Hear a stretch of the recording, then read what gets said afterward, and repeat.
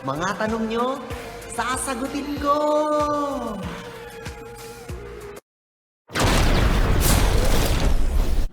In this video, I'm going to discuss the function of media before and now.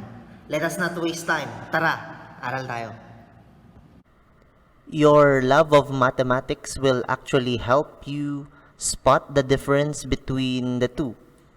Just by merely looking at the arrows, we can have a meaning, right? So let's have the arrows, in which in geometry we call either ray or line. Okay, we differentiate the two. A ray has an endpoint and has a direction. On the other hand, a line has directions and has no end. Now let's connect this idea to the illustration.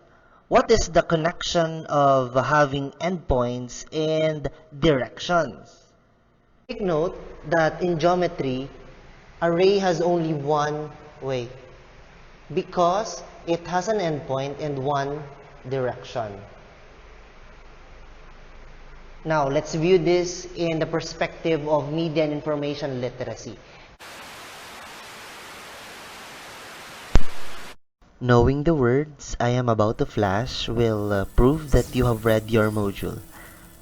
Here, Acta Diurna from Rome, Tipao from China, Notice Script from Venice, and of course, from the Philippines, Diario de Manila.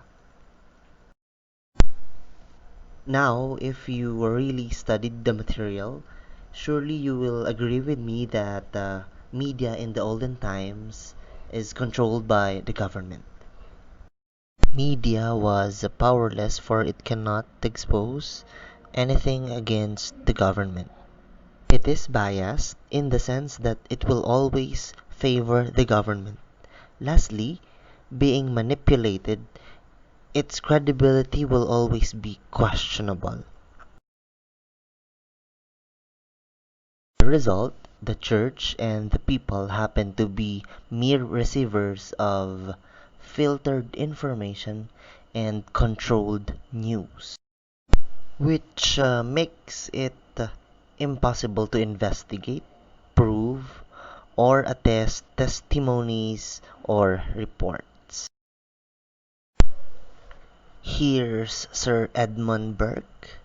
He hated the idea of controlling the media, so he asked the parliamentary to have it as the fourth state.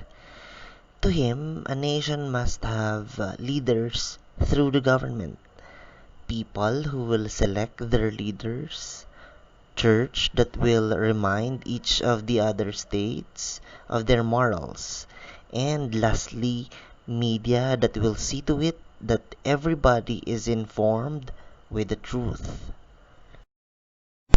Now that we see fair connections among the estates, we can say that the media at present is influential, fair, and free. There you have it, the difference between the function of media noon at ngayon. Okay, let's have the evolution of media in other fields. Through this game, we have was versus now. Recording, editing, production, or promotion of a song was very expensive.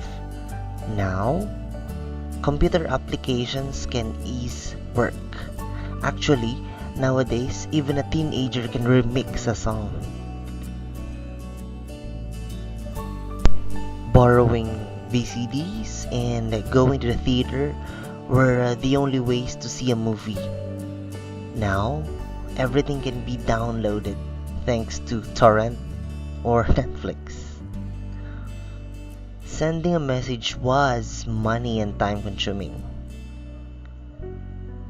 Sending or receiving a message can now be done in an instant thanks to Messenger. There was no way to preview a photograph before. Shots were also limited. Now anybody can take and retake a bunch of photographs. Sadly, it seems like something has gone the other way.